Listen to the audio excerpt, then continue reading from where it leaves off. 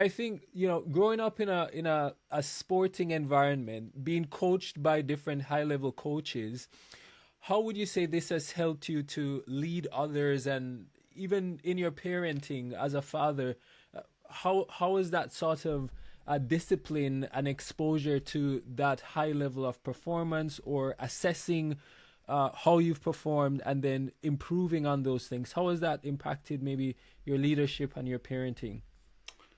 I think the first thing is the example of my dad was unconditionally affirming and loving. He was very affectionate.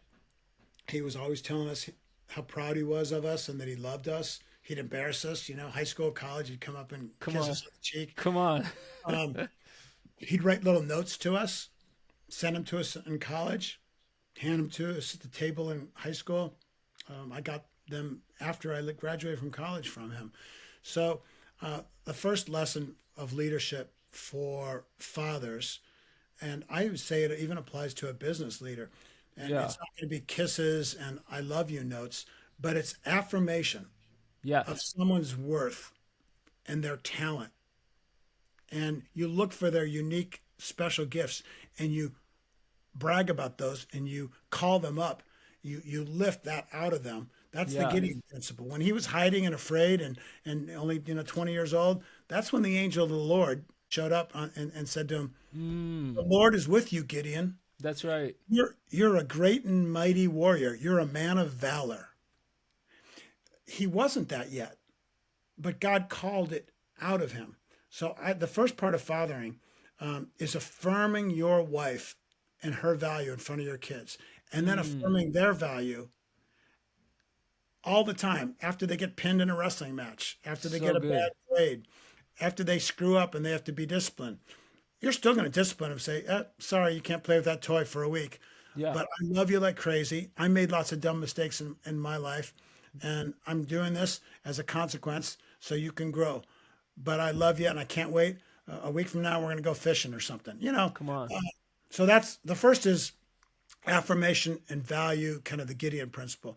The second I got from Bill Walsh. It's give amazing vision for what the team can accomplish. Yes. My dad had great vision. Remember, he kept saying, "You're going to play, someday you'll be a great starter." Dad, I'm third string, that type of thing.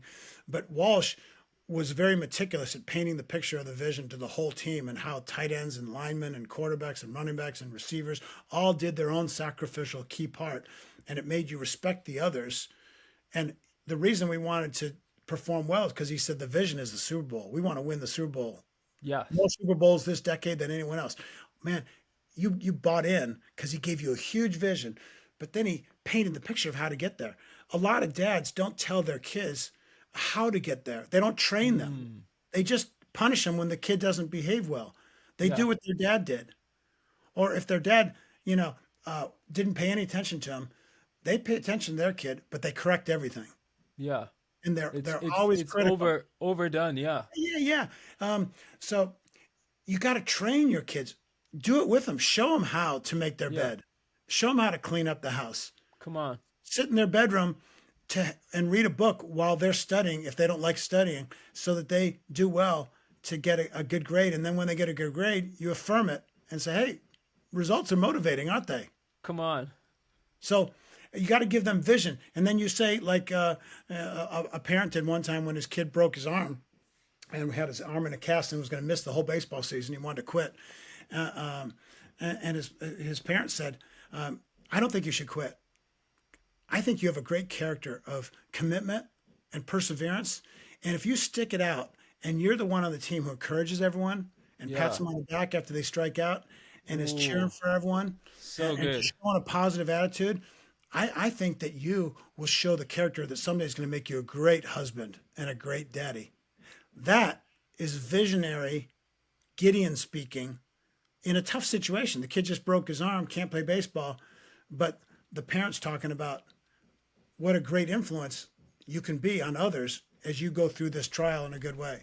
I love how you take it past the now with the visionary aspect of showing them how you can use this this gifting, or this blessing of an area in your character that goes beyond just where you are now, and pulling it into something bigger and greater, that can have a wider impact. I also love the word that you use, family team, because I think every family has a mission, whether you know it or not. Like, God calls us as families to do things on his behalf, and we should represent him as such. I think it's important that as fathers we cultivate these things and we do share the vision. If you don't have one, ask the Lord, what is the vision that you have for my family?